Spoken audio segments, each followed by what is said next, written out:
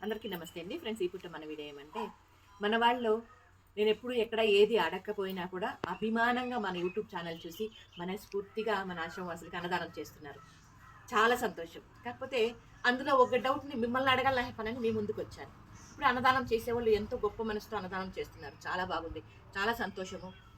అసలు మా కొండంతగా అనుకుంటాను నేనైతే మాత్రము. కాకపోతే ఏమంటే అన్నదానం చేసేవాళ్ళు కొంతమంది ఏమంటారంటే, ఆశ్రమవాసులు ఏది ఇష్టపడితే ఆ భోజనం పెట్టండి అన్నట్లుగా.